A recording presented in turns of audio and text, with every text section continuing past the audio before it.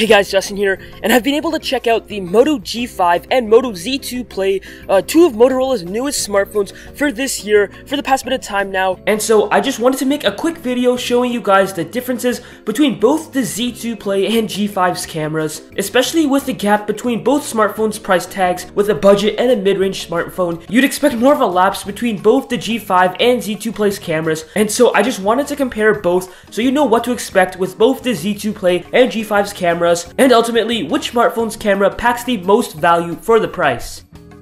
So before jumping into the actual camera tests and comparison, we'll just get the tech specs out of the way. The Moto Z2 Play is actually a quite up-to-par snapper in terms of specs, with a 12-megapixel f1.7 rear-facing shooter, as well with face detection and laser autofocus, as where the Moto G5 actually tops the Moto Z2 Play with a 13-megapixel snapper, but with an f2.0 lens and phase detection autofocus also. So let's see how both these cameras play out in the real world. And all of the following shots you're about to see are fully unedited and were taken in full auto mode, just as how most people would shoot their photos on their smartphone.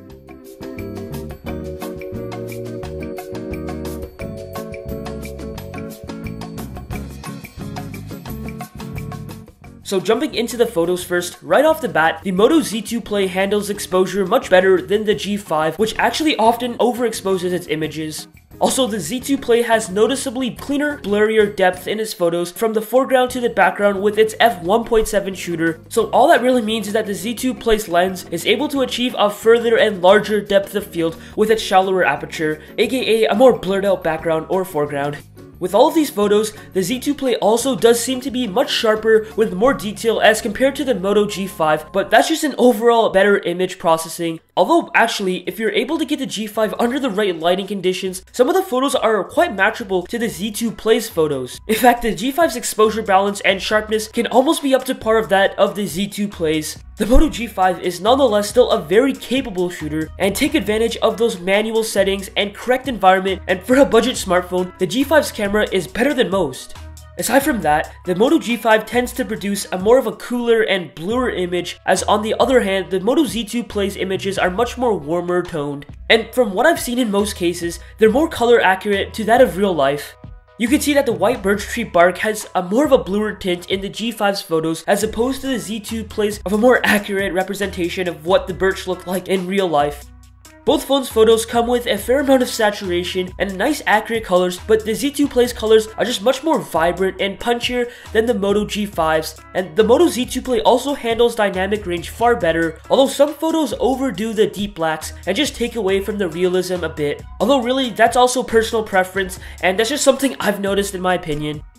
Surprisingly, both the Moto Z2 Play and Moto G5 perform well under low light scenarios, and with the Moto Z2 Play being a mid-range device, you'd expect better performance.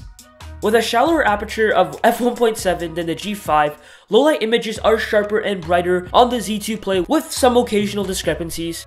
The G5 in low light has a bit more grain in photos due to its bumped up ISO because of the smaller aperture. And while not quite on par with the Z2 Play, I'm especially impressed with the G5's performance in low light, handling higher ISO much nicer than many other budget devices we've seen. So hopping over to both phones' video recording, both phones record in full HD, but the Moto Z2 Play is able to shoot in Quad HD or 2560 by 1440p resolution, as where the G5 tops out at 1080p at 30 frames per second. The Z2 Play is better with its autofocus than the G5, and while both are fairly decent for their respective price ranges, the G5 is a bit more rough around its edges, sometimes entirely missing the focus point.